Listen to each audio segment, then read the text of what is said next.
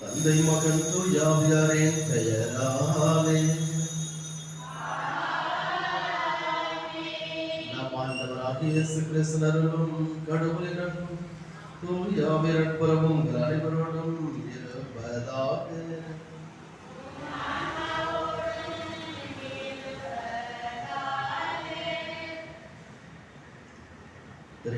அன்புகளே, இதோ அவருடைய சன்னிதானத்திலே நாம் அனைவரும் ஒன்று கூடியிருக்கின்றோம். இந்த வேளையில ஆண்டவரை நாம் இனம் நம்முடைய குடும்பத்திலே நடக்கின்ற நிகழ்வுகள் மத்தியில அவரை கண்டு கொண்டு வாழ நாம் இந்த நாளிலே வர வேண்டி சிறப்பாக ஜெபிப்போம். இந்த தெய்வீக முறையில பங்கெடுத்து அவருடைய இரக்கத்தையும் அவரை பெற்றுக்கொள்ள தடையாக இருக்கிற நம்முடைய குற்றங்கள் குறைகள் பாவங்கள் செய்து திருடத்திலே வாழ்வதற்கு நன்மை கேட்போம்.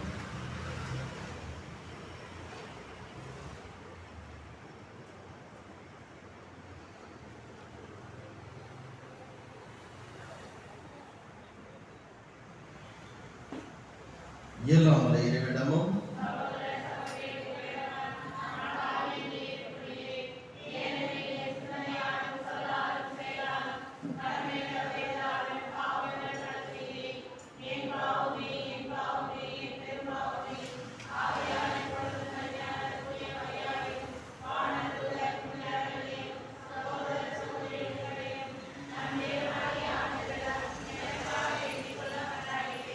இயலாமல் இறைவன் நாம் இரக்கம் வைத்து நம் பாவங்களை மன்னித்து நம்ம நிலை வாழ்வுக்கு அழைத்து செல்வாராக.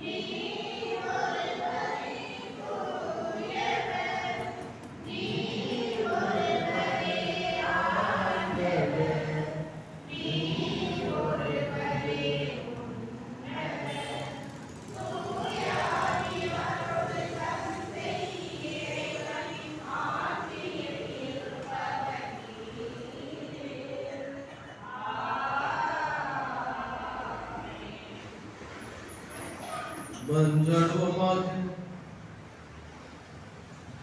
கற்புலனாகவரும் எல்லாம் வல்லவருமான இறைவா, உமது மொழியில் வருகையால் உலகில் இருளை அகற்றினீர்.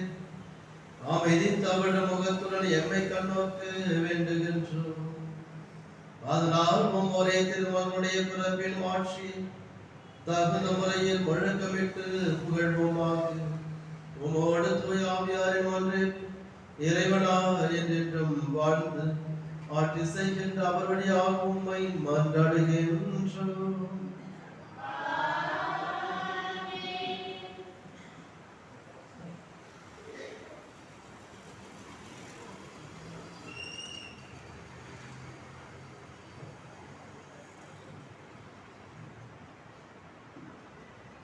முதல் வாசகம்.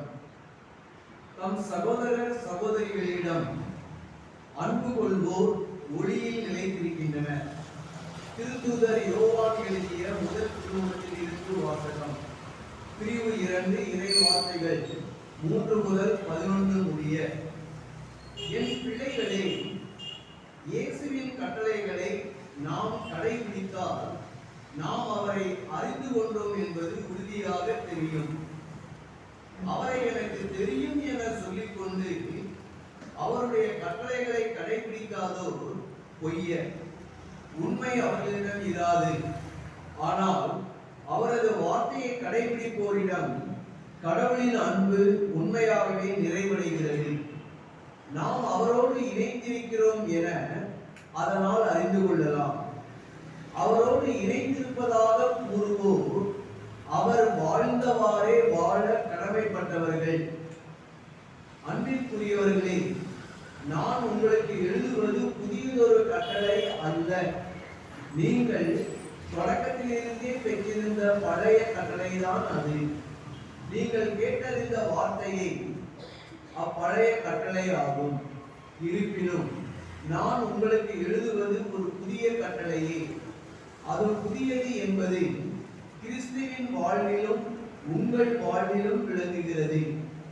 ஏனெனில் இருள் அகன்று போகிறது, உண்மை ஒளி ஏற்கனவே ஒளிர்கிறது. ஒளியில் இருப்பதாக சொல்லிக்கொண்டு தம் சகோதரர் சகோதரிகளை வெறுப்போர் இருளில் தான் இருக்கின்றனர். தம் சகோதரர் சகோதரிகளிடம் அன்பு கொள்வோர் ஒளியில் நிலைத்திருக்கின்றனர். இடறி விழ வைக்கும் எதுவும் அவர்களிடம் இல்லை. தம் சகோதர சகோதரிகளை வெறுப்போர் இருளில் இருக்கின்றனர், இருளில் நடக்கின்றனர். அவர்கள் எங்கு செல்கிறார்கள் என்பது அவர்களுக்கு தெரியவில்லை. ஏனெனில் இருள் அவர்களுடைய கண்களை குருடாக்கி விட்டது. ஆண்டவர் வழங்கும் அருள்வாக்கு. பதிலுரை பாடல். விண்ணுலகம் மகிழ்வதாக, மண்ணுலகம் களி கூறுவதாக. விண்ணுலகம் மகிழ்வதாக, மண்ணுலகம் களி கூறுவதாக. ஆண்டவருக்கு புதியதொரு பாடல் பாடுங்கள். உலகெங்கும் வாழ்வோரை ஆண்டவரை போற்றி பாடுங்கள். ஆண்டவரை போற்றி பாடுங்கள். அவர் பெயரை வாழ்த்துங்கள். பல்லவி. அவர் தரும் மீட்பை நாள்தோறும் அறிவியுங்கள். பிற இனத்தாருக்கு அவரது மாட்சியை எடுத்துரையுங்கள். அனைத்து மக்களினங்களுக்கும் அவர்தம் இயக்கத்து செயல்களை அறிவியுங்கள். பல்லவி. ஆண்டவரோ இன்னுலகை படைத்தவர். மாட்சியும் புகழ்ச்சியும் அவர் திருமுன் உள்ளன. ஆற்றலும் எளியும் அவரது திருப்பணத்தில் உள்ளன. பல்லவி.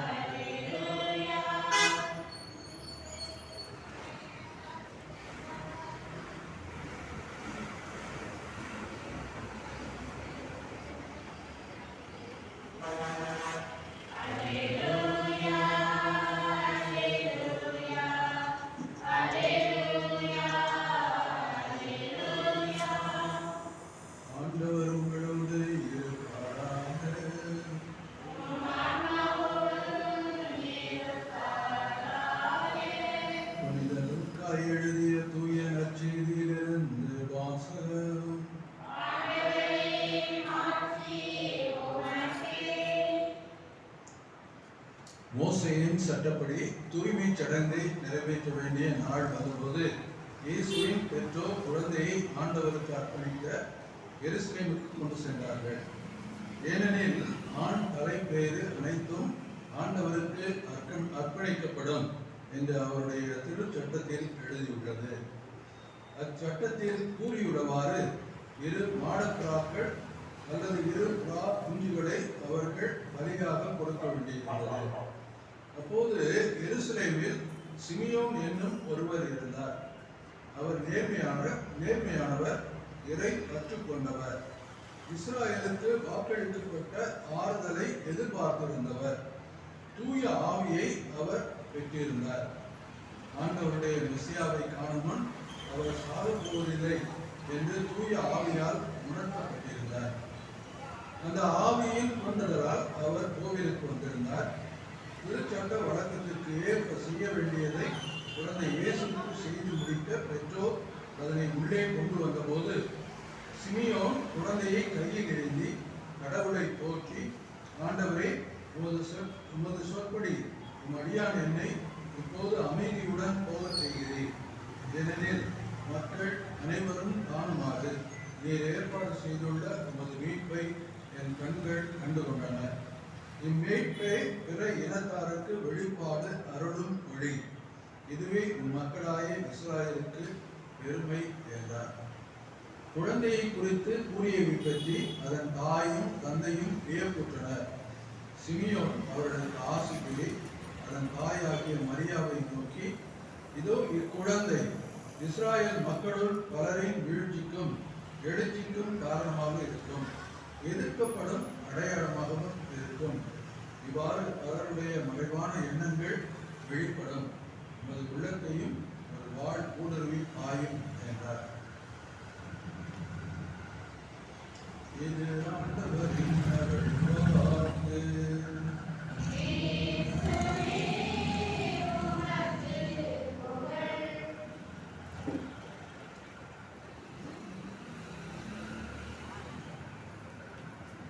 இயேசு பிரியமான சகோதர சகோதரிகளே,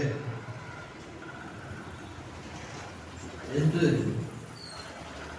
2 வாசகங்களும் முதல் வாசகம் சரி, நற்செய்தி வாசகம் சரி, ஒரு கருத்தை முன்வைப்பதை பார்க்கிறோம். என்னென்று பார்க்கிற பொழுது ஒளியை பற்றி பேசுவதை நாம் பார்க்கிறோம். என்ன அந்த ஒளி என்று பார்க்கிற பொழுது முதல் வாசகத்திலே யோவான் திருத்தூதர் யோவான் எழுதிய முதல் திருமுகத்திற்கு வாசிக்க நாம் கேட்டோம். அதிலே சொல்லப்பட்டிருப்பது, தம் சகோதர சகோதரிடம் அன்பு கொள்வோர் ஒளியில் நிலைத்திருக்கின்றனர். யோவான் நற்செய்தியிலே சொல்லப்பட்டிருக்கு, என் அன்பில் நிலைத்திருங்கள் என்று ஆண்டவர் இயேசு கிறிஸ்து சொல்வதை நாம் பார்க்கிறோம். இந்த யோவான் திருத்தூதரும் இங்கே முதல் திருமுகத்தில் சொல்வது போது, தம் சகோதர சகோதரிடம் அன்பு கொள்வோர் ஒளியில் நிலைத்திருக்கின்றனர் என்று பார்க்கிறோம். எனவே அன்பு என்பது தனக்குள்ளே வைத்துக் கொண்டிருப்பது அல்ல, தனக்கானது அல்ல. தன்னை முழுவதுமாக அன்பு செய்கிறோம் அல்லது நம்மை நாம் கவனிக்கிறோம், நம் மீது நாம் அக்கறை கொள்கிறோம் என்றால், நாம் எப்பொழுது அந்த அக்கறையும் அன்பும் நம் மீது கொண்டிருக்க வெளிப்படும் என்றால், நாம் அடுத்தவர் மீது கொண்டிருக்கிற அந்த அக்கறையிலும் அன்பிலும் தான் நம்முடைய அன்பு வெளிப்படும். நம்ம மீது கொண்டிருக்கிற அந்த அக்கறையும் அந்த அன்பும் வெளிப்படும். அதுதான் மத்திய நற்செய்தியிலே நாம் வாசிக்கிறோம். 22வது அதிகாரத்திலே 37-39 வாசிக்கிறோம். கடவுள் கொடுத்த கட்டளை, 2 கட்டளை கொடுத்தார். 10 சுருக்கி 2 கட்டளை விட, எல்லாவற்றையும் மேலாக கடவுளை அன்பு செய், தன்னைத்தானே அன்பு செய்யும் போல பிறரையும் அன்பு செய். எனவே இதைத்தான் யோவானும் என்று சொல்வதை நாம் பார்க்கிறோம். ஒன்றும் புதிய கட்டளை கொடுக்கல, ஏற்கனவே சொன்னதுதான். அந்த கட்டளை தான் நான் சொல்லுகிறேன். எனவே கண்ணால் காணக்கூடிய மனிதரை நாம் அன்பு செய்ய வேண்டும். அப்படி அன்பு செய்கிற பொழுதுதான் நாம் ஒளி நிறைந்த ஒரு வாழ்க்கை வாழ்கிறோம். எப்பொழுது நாம் அடுத்தவரை கண்டு கொள்ளவில்லையோ, அடுத்தவரை அன்பு செய்யவில்லையோ, அடுத்தவர் மீது அக்கறை கொள்ளவில்லையோ, அடுத்த நலனை நாம் கண்டு கொள்ளவில்லையோ, அப்பொழுது நாம் இருள் நிறைந்த வாழ்க்கையில வாழ்கிறோம் என்பதை இன்றைய முதல் வாசகத்திலே நாம் சொல்ல கேள்விப்படுகின்றோம். அதுதான் 1 யோவான் 4:8 வாசிக்கிறோம். அது 11 பாருங்க. கடவுளை எவருமே யாராவது கண்டிருக்குமா? இல்ல. நான் ஏற்கனவே பர்சன் நம்ம சொல்லியிருப்பேன் நினைக்கிறேன். கடவுளை இன்றும் எவருமே கண்டதில்லை, பார்த்தது. ஆனால் நாம் செய்கிற உதவி, ஒரு ஏழைக்கோ அடுத்தவருக்கோ காட்டுகிற அந்த ஒரு அக்கறை, ஒரு நம்பிக்கை ஒளி ஏற்றுகிற பொழுது அவர்கள் முகத்திலே அவர் சொல்லுகின்ற வார்த்தையில நாம் வாழ்ந்திருந்தோம், ஒரு ஒளி பெறலாம். எனவே அதைத்தான் இந்த முதல் வாசகம் நமக்கு வலியுறுத்த. நம்ம வாழ்க்கையில ஒளி பெறுவது பிறருக்கு நாம் செய்கிற நல்ல காரியம் வழியாக தான். அதை நாம் இன்று செய்ய நமக்கு அழைப்புடுவதை பார்க்கலாம். அந்த 2வது வாசகத்தில் நாம் வாசிக்கிறது போல பிற இனத்தாருக்கு வெளிப்படும் அருளும் ஒளியாக இருப்பது யார் அப்படின்னா இயேசு கிறிஸ்து ஒளியாக இருக்கிறார். நானே உலகின் ஒளி என்றவர் இன்று ஒளியாக இருப்பதை சிமியோன் இன்றைக்கு அறிக்கையிடுவதை பார்க்கிறோம். எத்தனையோ குழந்தைகள் யூதருடைய பழக்கத்துல மறுபடியும் அவங்க வந்திருப்பார், ஆலயத்துக்கு எத்தனையோ குழந்தைகளை தூக்கி கொண்டு வந்திருப்பார்கள்.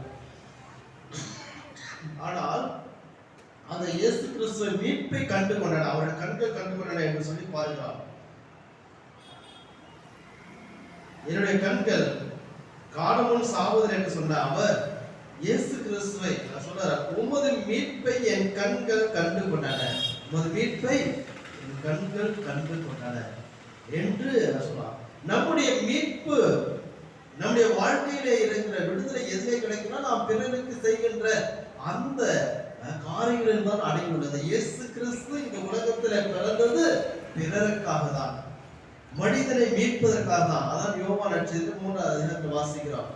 தான் அன்பு கூர்ந்த ஒரே மகனை உலகத்திற்கு அனுப்பினார் என்றால் அது எதற்காக என்றால் அவருடைய மீட்பு அடைய வேண்டும். நாம் எல்லாரும் மீட்படைவதற்காக தான் அவர் உலகத்திலே பிறந்தது, வாழ்ந்தது எல்லாம். எனவே நாமும் நம்முடைய பிறப்பும் சரி, நம்முடைய வாழ்வும் நமக்கானது மட்டுமல்ல, பிறருக்காக தான். இந்த உலகத்தில் இருக்கிற தாவரங்களை பாருங்கள், அது எல்லாம் ஒன்று நம்ம சாப்பிட்றோம், காய்கறிகள் நம்ம சாப்பிட்றோம், அதுவே சாப்பிட்றதில்லை. காய்க்கிற தென்னை மரம் அதுவே சாப்பிட்றதில்லை, பிறருக்கு கொடுக்கிறது. அதே மாதிரி விலங்கினங்கள் நமக்கு எல்லாமே ஒன்றுக்காக தானே தவிர தனக்காக கிடையாது. எனவே நமக்காக இயற்கையும் நமக்கு சொல்லுகின்ற பாடல்கள் என்னென்றால் நாம் பிறருக்காக தான். பிறரிலே ஒரேற்றுள்ள அந்த தேங்காய் காய்க்கிறோம், அந்த தேங்காயை நாம் பயன்படுத்த நாம வாழ்வு பெறுகின்றோம். அது பலன் கொடுத்ததான் அதுக்கு மதிப்பு உண்டு. ஏன்னா தேங்காய் மரம் வெறும் பலன் கொடுக்காம அப்படியே இருந்தா நம்ம அதை வெட்டி சாய்ச்சிடும். பலன் கொடுக்காம இருந்தால் வெட்டி சாய்ச்சிடும். அந்த மரம் வேஸ்ட் என்று சொல்ல. அதே போலதான் நாம் பிறருக்கு பலன் கொடுக்கவில்லை என்றால் அதுதான் சொல்லுகின்றார். நம்முடைய கடவுள் வெட்டி இருந்தால் நாம் இருந்த பயனில்லை. எப்பொழுது பிறருக்கு பயனுள்ளதாக இருக்கிறோம் அப்பொழுது ஒளியின் மக்களாக நாம் இருக்கிறோம் என்பதை இயேசு கிறிஸ்துடைய பிறப்பு காலங்களில் நாம் சிந்திக்க அழைத்திருக்கிறோம். எனவே ஆண்டவரிடத்திலே சிறப்பாக ஜெபிப்போம். சீமோன் இயேசுவை கண்டு கொண்டார்.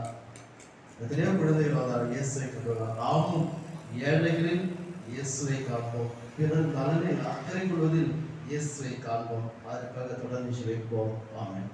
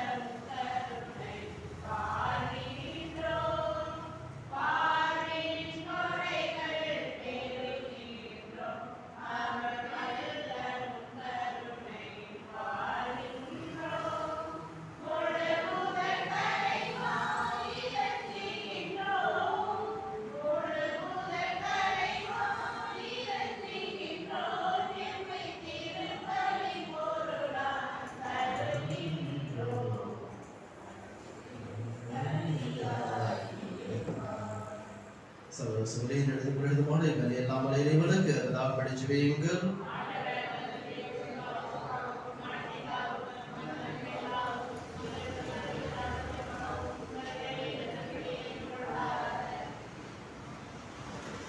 ஆண்டவரே, மாட்சி மிக பரிமாற்றங்களை ஏற்படுத்தும் எங்கள் காணிக்கைகளை ஏற்றரும். அதனால் நீர் தந்தவற்றை எமக்கு ஒப்பு கொடுத்து உம்மையே நாங்கள் பெற்றுக்கொள்ள தகுதி பெறுவோமாக. எங்கள் ஆண்டவராகிய இயேசு கிறிஸ்து வழியாக உம்மை மன்றாடுகின்றோம்.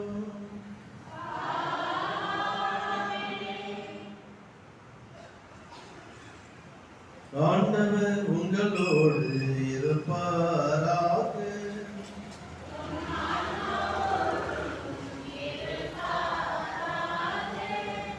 இது எங்களை மேலே எழுப்புங்கள்.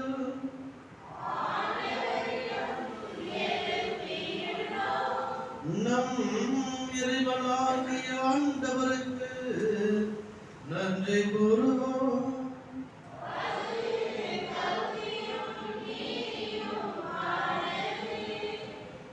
ஆண்டவரே, தூயவரான தந்தை என்றும் தாமரை தெய்வம், என்னாலும் எவ்விடத்திலும் நாங்கள் நமக்கு நன்றி செலுத்துவது மெய்யாகவே தகுதியும் நீதியும் ஆகும். எங்கள் கடமையை மீட்புக்கு உரிய செயலமாகும். ஏனெனில் வாக்கு மனிதரானார் எனும் மறை நிகழ்வின் வாயிலாக உமது மாட்சியின் ஒளி எங்கள் மன கண்களுக்கு புதிதாய் ஒளி வீசியது. எனவே அவரில் நாங்கள் கடவுளை கண்கூடாய் காண்கின்றோம். அவர் வழியாகவே கண் காணாதவை மீதுள்ள அன்பினால் நாங்கள் ஆட்கொள்ளப்படுகின்றோம். ஆகவே வானத்துதர் முதன்மை வானத்துதருடன் அரியணையில் அமர்வோர் தலைமை தாங்குவோருடன் வான்படங்களின் அணிகள் அனைத்தோடும் சேர்ந்து நாங்களும் அது மாட்சியை புகழ்ந்து பாடிய முடிவின்றி சொல்வதாவது: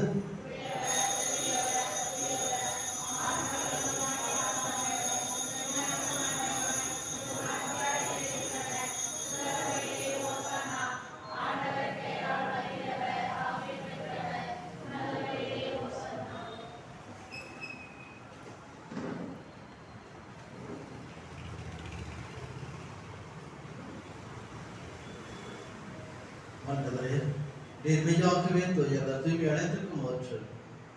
ஆகவே உடைய ஆவியை பொழிந்து இக்காணிக்கைகளை தூய்மைப்படுத்த அவர் வேண்டுகின்றோம். இவ்வாறு எங்கள் ஆண்டவர் இயேசு கிறிஸ்துவின் உடலும் இரத்தமாக எங்களுக்கு இவை மாறுவாங்க. அவர் பாடுபட உலகழிந்து தம்மை கையளித்த போது அப்பத்தை எடுத்து நன்கு செலுத்தி அதை பிட்டு தம் சிலருக்கு அளித்தவர் கூறியதாவது: அனைவரும் இதிலிருந்து பெற்று கொள்ளுங்கள், ஏனெனில் இது உங்களுக்காக கையளிக்கப்படும் என் உடல்.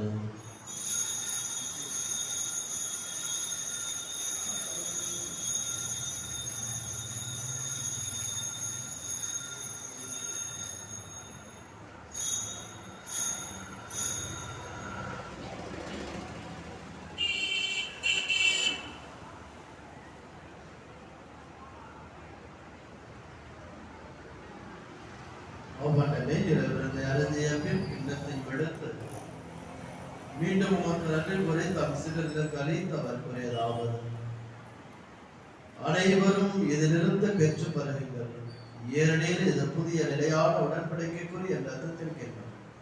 இது பாவ மன்னிப்புக்கென்று உங்களுக்காக பலருக்காகவும் சிந்தப்படும். இதை என் நினைவாக செய்யுங்கள்.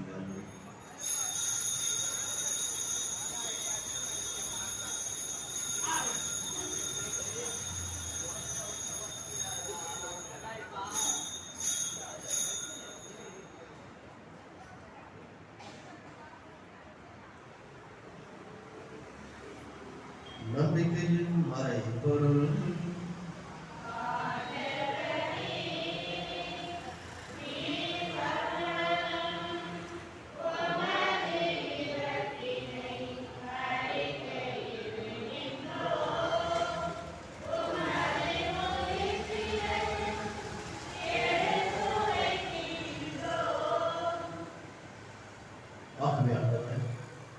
நாங்கள் கிறிஸ்து நிலப்படி உயிர்த்தலை புரிந்து வாழ்கிற ஆபத்தை மீட்பளிக்கும் கிடந்து எமக்கு கொடுக்கின்றார். உன் திருமணம் என்ற ஊழியம் புரிய தகுந்தவர்கள் என ஏற்றுக்கொள்ள எனவே உமக்கு நன்றி செலுத்துகின்றோம். மேலும் கிறிஸ்துவின் உடலிலும் ரத்தத்திலும் பங்கு கொள்ளும் எங்களை தூய ஆவியார் ஒன்று சேர்க்க வேண்டும் அப்பை தாழ்வுடன் கொண்டாடுகின்றோம்.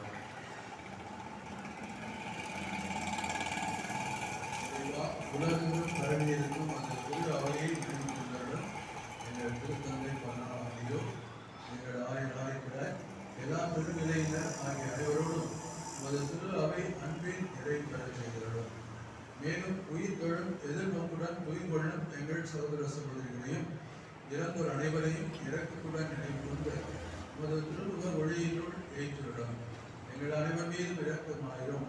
கடவுளை கண்ணித்தாயான புனித மரியா, அவருடைய கணவரான புனித யோசிப்பு, புனித திருமுதல்கள் நினைப்போரும் உலகில் தோன்றவராய் இருந்தோர் ஆகிய புனிதர் அனைவர்களும் நாம் நிறைவாழ்வில் பங்குகளுடன் போதிவிட்டு முருகன் இயேசு கிறிஸ்துவடியா நம்மை தோல்வியைக்கும் மரமரக நம்மை கெஞ்சி கொண்டாடுகிறோம்.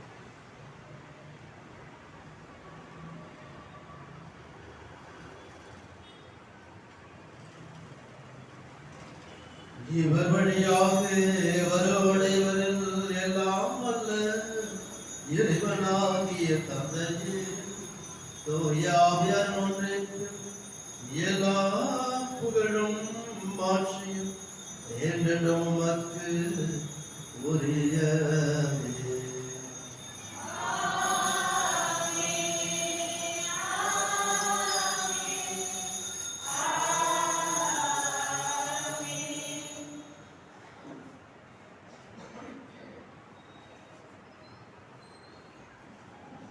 இயேசு பிறந்தது பிறருக்காய், நாம் வாழ்வதும் பிறரை மீது பிறரை அன்பு செய்வதற்காக, பிறர் மீது அக்கறை வாழ்வதற்காக.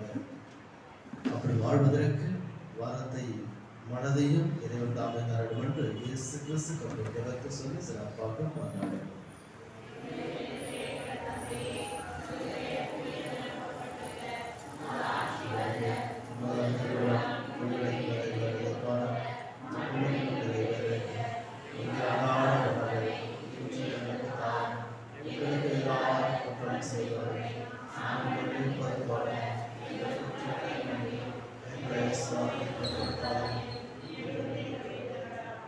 ஆண்டவரே, தீமை அனைத்திலிருந்தும் தீய சக்திகளிடம் இருந்தும் எங்களை விடுவித்து என் வாழ்நாளில் அமைதியை, மகிழ்ச்சியை, சமாதானத்தை கண்டுவுடன் அறிந்து கொண்டாடுகின்றோம்.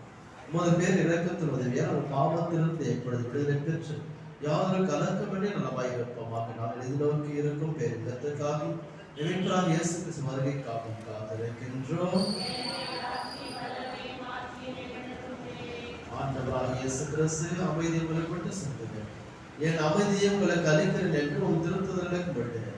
எங்கள் பாவங்களை குற்ற குறைகளை வினங்களை பாராமல் இதோ உங்க கூட இருக்கிற உமது பிள்ளைகளின் ஆழமான நம்பிக்கை கண்ணோக்கி உமது திருமணத்துக்கு ஏற்ப எங்களுக்கு அமைதியும் ஒற்றுமையும் மகிழ்ச்சி நோய் நொடிந்த விடுதலையும் அளித்து பெறாக என்றென்றும் வாழ்ந்த ஆட்சி செய்தவரையிலே.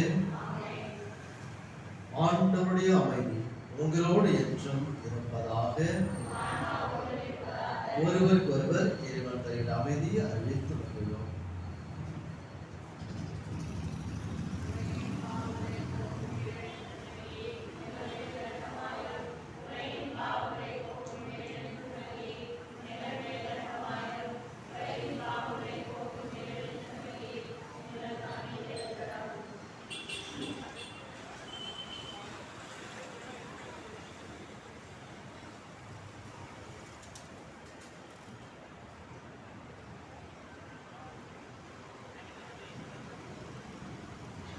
இதுவும் என் சபை, இதோ நாம் வாழ்கின்ற பொருட்டு விண்ணிலிருந்து மண்ணாக வந்த தெய்வம் திருவதற்கு அழைக்கப்பட்டு நாம் அனைவருமே பேர் பெற்றோம்.